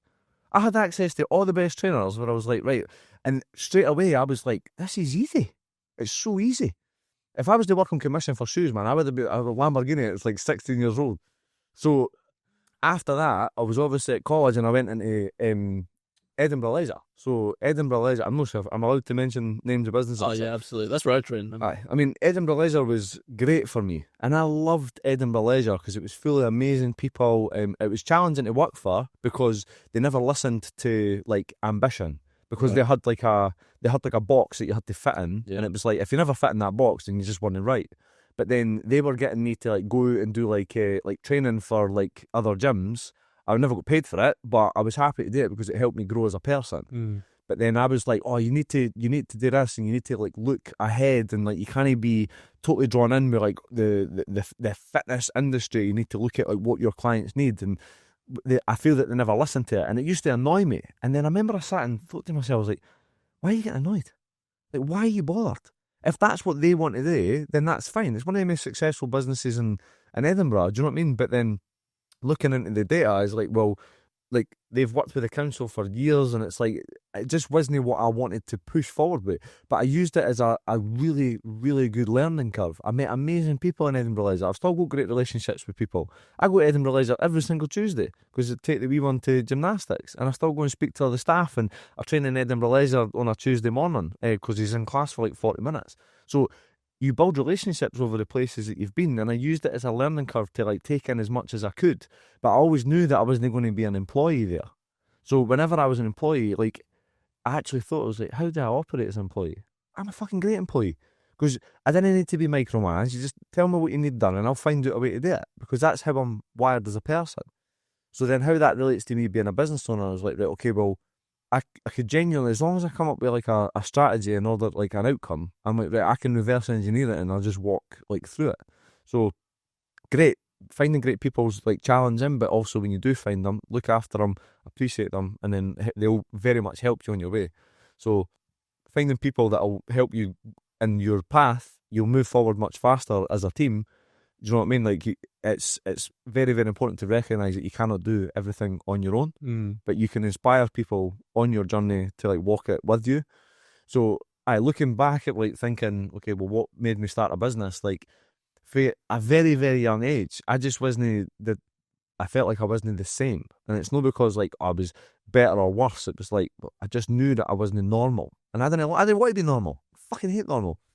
So it's like I'm a bit like, I feel like some people look at me like, this guy's batshit crazy, but like I would much rather be myself and respect that that's just how I'm made, and that's it. And I think a lot of people like really struggle with like who they are, and they try and fit into like other people's boxes. I'm like, I just knew for such a young age, I was just like, nah, I'm me, and I'm going to enjoy being me for the rest of my life. So I mean, I used to like go out and wash cars at like fucking 10 years old because I was like, oh, I want a new bike, and I was like, right, how am I going to get that? My mum never had any money, so she wasn't going to give me it. I was like, right, fuck it, I'm going to go and use my hands, and I'm going to go and wash cars because then I can get money. And then I was like, how do I do it faster? And then I got my mate to help me, and then we split the money, but we got double the money so that we could split it, and it was easier.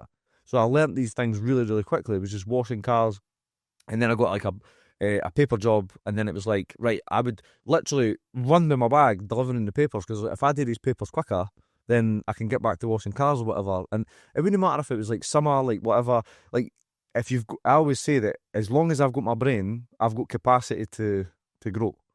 So, and like, do you know what? Fucking such a weird thing to say, but like when I had the stroke, like I went through like the brain damage aspect. Like I really struggled to read. Like I'd read a full page and I wouldn't know what the fuck I just read, because I'd be reading it like it was right side brain injury. So like things like memory and that were all affected, and like anger issues. It was just, oh my God, like this is such a challenging outcome for me to go through. Big picture thinking is massively affected. And I went through like a major problem, and I was like, fuck, I was like, this is who I am. So proper identity crisis where I was like, fuck, I was like, I might be a different person now. And your son was less than 1 as well. I know. And it was like, to be fair, like it gave me, it wasn't a problem whatsoever with the wee guy. Like he gave me peace. Because like whenever I'm with him, like everything just shuts off. Like I didn't hear anything else. Like looking at him, and like, mate, I get like goosebumps talking about it. Like genuinely, have you got kids? No, not yet. Yeah, I've wanted to be a dad ever since I was like 20 years old. I can't wait. Honestly, like if you said to me like, oh, what pick your business that you've worked so hard to build, like 8 years, blah, blah, blah, blah, or spending more time with your son, I will literally throw you the keys and not even blink. Because what does it matter? I could literally start a gym 5 years' time, like, and do exactly the same as I've done in a fraction of the time, but I never get the time back that I'm going to have with him. And I'm not saying that, like, you cannot or you should not work hard, because you need to. And some people need to graft away, like, proper, taking time away for their kids and that. And, like, I genuinely feel for them, because, like, they feel, like, split between, like, oh, what do I need to do? Like, I mean, I've got my brother-in-law, for example, like, he works in close protection, so he's, like, away travelling to different countries. Being away for his kids must be, like, absolutely heartbreaking. But again, it's absolutely necessity in terms of what he's doing with his business at the moment. But it's like, I see that because I have the capacity to do it, why would I not? If I've got the freedom and the flexibility to do that, I'm so grateful for the ability to do that. So I always say, like, if I had a job that, like, really forced me into a box, like, to say, oh, you have to do this and you have to be here this amount of time, I'd struggle with it. Because I'm such a, it sounds a bit like wishy-washy, but I feel like I'm such a free soul. You know what I mean? Like, I'm the type of guy that would go and live in a tent in the woods somewhere, like, and I'd be happy because I'm like, oh, I've got peace. Yeah. But then put me into an environment which is, like, really, like, busy and loud and loads of people. Weirdly, I'm still trying to get, like, put my finger on, like, what type of person I am. Because this morning, for example, I've got the music pumped right up. I'm, like, pushing people, having such a laugh, and I love being around people. But at the same time, like I'll drive somewhere, like, in the complete quiet, and then just sit. And I'm like, I feel like I've got a split personality. I'm like, there's, like, so many different versions of me. I mean, there's probably something that I need to look into when it comes to that. But, like, I can be a variety of different people. But I've always says that having a business, like, you didn't have an option but to have the ability to wear masks. So it's not about, like, I mean, I can have a hard day, but when I go in and I've got, as I say, with, like, nutrition seminar or whatever, it's like, when you've got other people depending on you, it's like, right, this might sound bad, and I didn't want to come across as like, oh, you're not allowed to feel like that you're having a hard day, because of course you are. But sometimes you just need to fucking get on with it. Do you know what I mean? Because, like, the net result is that you feel better, that you've committed and you've done what you needed to do. So there's been times that, like, with a business perspective, like, it feels like the world's falling in, and then you walk in, right, okay, and then it's like you've hit a different level, and it's like you put the mask on, and it's like, right, okay, you perform, you give people the session, the best hour of their day, and then boom, you shut it off, you can walk back, take the mask off, and you'd be like, raging, like, at whatever you were raging at. But over time you get really good at being able to, like, wear these different masks, or, like, switch these different personalities and stuff as well. So it's usually when I start talking about people, like, oh, that explains exactly why Dean is the way that Dean is. But again, I'm fine with that. Do you know what I mean? And I think that, like, even my fiance, for example, like, she gets it. She totally sees, like, who I am as a person. She knows that when I'm in my zone, like, oh, fuck it, just leave him. Like, he's fine. He can just keep bang, bang, bang, bang, go. But then sometimes I'll come home and I'll just, like, fall into the couch, and I just want to be left alone for, like, a couple of hours. So I'm fine. But being all right with who you are as a person is quite hard. And I think people struggle with it. Yeah, I've seen people struggle with it for years, and that's usually why they change careers every, like, 2 or 3 years, because they've not got a fucking clue who they are as a person. So I mean, I had the, like, I was able at a very young age to say, right, okay, like, this is who you are. You're very fortunate to have been able to pick something that you work hard at. But again, like, it wouldn't matter what I picked, as long as, like, I got the satisfaction of doing it. I'd be like happy driving forward in that direction. Because owning a business is the same as training. So you work hard, all right, like you do in the gym, and then it's not instant gratification. Getting strong is not, like, instant reward. Like, you need to go through the grind again and again and again. Like, I just, like, life is reps. Do you know what I mean? Like, opening a business, like, you literally just day by day by day, they're your sets and reps. Like, your days are your reps. Okay, sorry, days are sets and your hours are your reps. If you put the sets and reps in, inevitably you'll get stronger. And your business is exactly the same thing. I mean, I've learned so much as well, is that, like, over time, it's like, working smarter is always better than just working harder. But when you get someone that works smart and hard, it's game over. So I'm on this, like, pursuit of, like, continuous personal development, because to the day I die, I always like read and want to improve my own, not just my body, but like my mind, because I mean, like your health can be taken away from you in a heartbeat, but your mind, I always say, well, your mind can't be taken away from you, but actually it can't.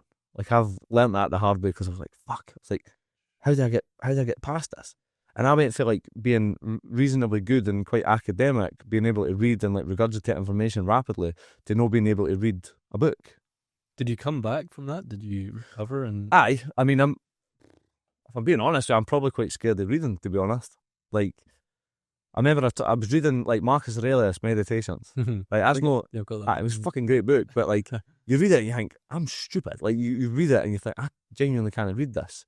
And that's when I was like absolutely sound. So I was like hard mindset. I was like, right, okay, that's fine. I'm going to go back and I'm going to read a book. And I was like, honestly, I could have picked up fucking Cat in the Hat and struggled, because it was like, I don't even know what I'm trying to read.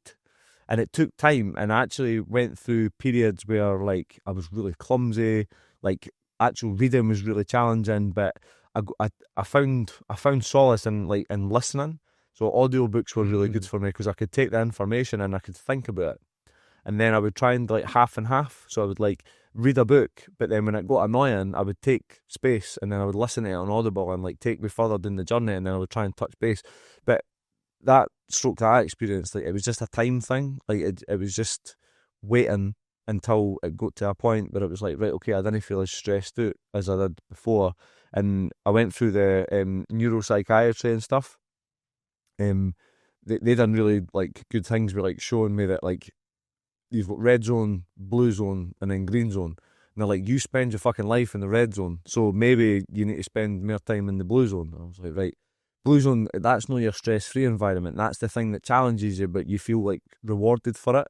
And then obviously with your green zone, which is like purely like relaxation and things that you get pure enjoyment out of. Like the gym, for example, is like blue zone, where it's like, right, it's really hard work, but you get your reward for it. Whereas like green zone might be going for a walk in the woods or listening to some music. Do you know what I mean? And like, it was so simple, but it was quite clear for me. But it's like, fucking hell, man, I live like life in the red zone, because it was like everything was just go, go, go. Whereas when I had the stroke, it was like, wait now, like you're now in the red zone all the time, but you need to like get yourself into that green zone like a lot. I think people can learn for things like that, but it's like if your work is red zone and then you go home and you've got a relationship which is red zone, and then you didn't do anything which pulls you away from that red zone, like you're redlining. So it's a matter of time before like the clock goes out. You know what I mean? So it's like if you can go further down into the blue zone and the green zone for the majority of your life and dip into that red line every time that you're in it, but know that you're not going to sit in it, that's fine. Like red zone stuff is very, very good for you. Like it teaches you so much about yourself. Do you know what I mean? Like working hard or pulling like an all-nighter in order to get shit done. Like that's the kind of thing where that might be red zone, but it knocks you that further forward. It moves the needle forward. But I lived life in the red zone, and then I was like, right, okay, I probably need to like change it. So as I say, it's like stroke was probably the best thing that happened to me. Clarity, perspective, patience. But actually think about the way that my brain works now, and sometimes think, you fucking talk too much. But it's just as a reflection of the way that my brain works. I was very mindful about coming in here, because I was like, oh my God, if you're just you're just going to go, blah. It's the way that my brain works. And I get annoyed about it sometimes, because I'm like, shut the fuck up. But it is actually like the way that my brain works at the moment. And who knows, like a month, a year down the line, another year after that, I might have like came down a notch. But at the moment, this is just the way that my brain functions. So apologies, I've probably like fucking spoke, but it's kind of how I'm made. Bro. I know, it's fine. You do I listen to some podcasts, I'm like, fucking hell, man, that's how I feel dull guest, like, get them out. Where are you going? Like, what is next for you? Do you like to set goals? Do you like to have a vision of the future? Do you have like a 1 year, 2 year, 3 year plan? Or do you know, mate, like, I enjoy it so much of what I'm doing at the moment. Like, I used to be the guy that was like, 5 year goals, 10-year goals. I'm on the path to where I want to be anyway. And like, I've got quite good at trying to like set smaller targets. And as long as I can see that kind of like process where I'm improving on a regular basis, like training, you're doing well. When I was 20, I used to want to squat like 200 kilos. And I was like, oh, I'll do whatever it takes to get that. And I said, like, okay, just keep going. Whereas now I'm 35 and I've been through like a fair bit of shit, like squatting 255 would be nice. So it's a smaller goal from a training perspective. So from a business perspective, I'm like, how am I doing it? There's a lot of gym owners, and that, again, this doesn't make me a better gym owner, it just makes me quite clear in the way that I'm functioning. But like being able to spend time with loved ones is like so important. So as long as my business can give me the capacity to do that, I feel like I'm a successful businessman. As long as I've got like getting food in my belly and my family's belly and like a roof over my head that I enjoy being in, I'm a successful business owner. There's business owners that have got a lot more money than me, but they fucking hate their life. Do you know what I mean? Because like they never spend any time with their kids, and like they're fucking millionaires, but they can't go for lunch with their wife. Exactly. They never see they can count on one hand how many times they've been to see their kid play football or whatever. Like they then have that relationship with their kids. So if you ask me like what would be better, like multi-million pound bank balance, or like sitting making sandcastles in the pissing rain and cooking omelettes in the morning, I'll pick that every day of the week. Because money's one of these fucked up like situations where people think that money is success. Like I come from like no money. Like we had to put a fucking pound in the TV to watch it. That's like my upbringing. We all slept with mattresses in the same room. Like I didn't need money to be happy. And in a weird way, like it's the whole like more money, more problems thing. Like as you grow and get more money, like you've got a capacity to spend it quicker, and the bigger like the balances, the more problems that people have in general. But again, it's like life experience. Like I know people out there that have got like a lot of money, but they're really happy. Like I would take that every day of the week. Do you know what I mean? But like how does that happen? And that's the whole $1 million question, when it's like, right, how do I get to the point where I'm really successful in business and then I'm really happy? So, I mean, I've got like clients and stuff that I really respect and admire because they're really happy in their life. They've worked really hard through their life, but they've never compromised being a family man, or they've never compromised looking after their physical well-being. Do you know what I mean? Like there's one of the guys, I can't remember what his name is. It's like CEO, like this massive company, and he's so overweight, like he's a ticking time bomb. And I say, what's the point? Exactly. What is the point if you can't even put your shoes on? Like having all this money and being able to buy whatever you want. It's like, well, do you know what you can't buy? You can't buy your life. So if that was all to come crashing to a halt tomorrow, what's the point? I mean, we come in this world with no money and we leave this world with no money. What's the point? So, I mean, whilst that's one way of looking at it, like building a successful business is so important. But again, as long as I have the capacity to do what I enjoy doing on a regular basis, have a team of people that like respect me and like that I respect, like that mutual respect is so important, because I want to help them in their life. I want them to enjoy their time in my facility. Like they're not going to be with me for the rest of their life, but whilst they are with me, I want them to love what they do. I want to find that shared like mutual passion for what we do. I had a text with one of my employees the other day saying that it was, like their mum and dad mentioned that it was the happiest they've ever been.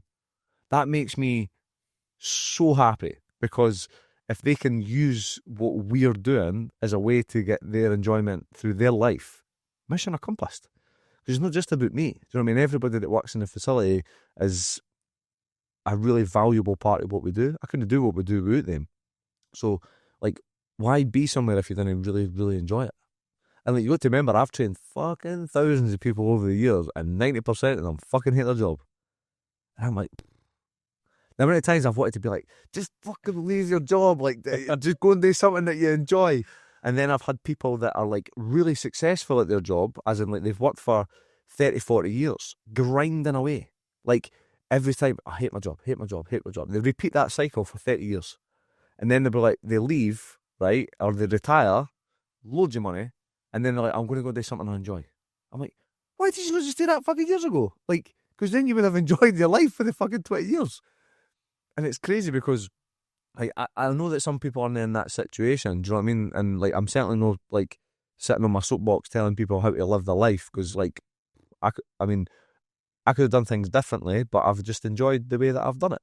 And you ask me, like, can you specifically, like, oh, building a business, like, what's next? It's like, well, I love what I do. So it's the whole, if it's no broke, then I fix it.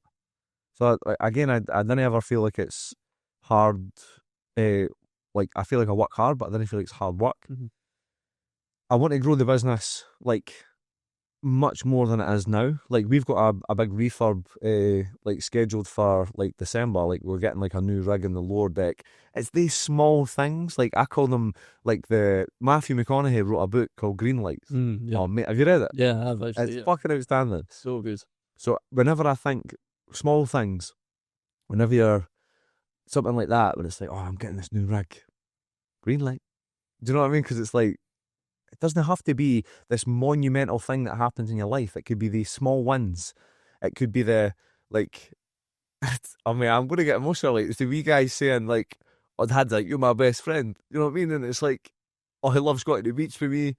And like all these wee small glimmers of, like, pure joy in your life. That's it. That's all it takes. Because life is so fucking precious. It can get taken in a heartbeat. Like, one of my major inspirations in life is my nephew, who's 14 years old. He's got fucking cystic fibrosis. See, when you watch somebody go through the fucking ringer their whole life, just fighting for a fucking breath, and you've got people in their job talking about hating their life and stuff, it's hard. It's a hard pill to swallow, because it's like, oh my God, like, there's people out there that are literally dying for a breath, and they didn't take anything for granted. Every day's a fucking gift. And like, whenever I have a hard day, I look at myself in the mirror and be like, fucking shut up, like, you've got such a good life. Like, and that's that gratitude to what you were saying before, like, being able to just write that on a bit of paper and say, like, oh, do you know what, I'm so grateful for my health, my wealth, like, wealth, nothing to do with money. Like, just the pure joy that you get out of your life on a day-to-day basis. And I think that life's got a unique way of showing me, like, what's fucking important. And I've made mistakes in the past, as in working, like, endless hours and stuff as well, but without the mistakes, I probably wouldn't be in the situation I'm in today.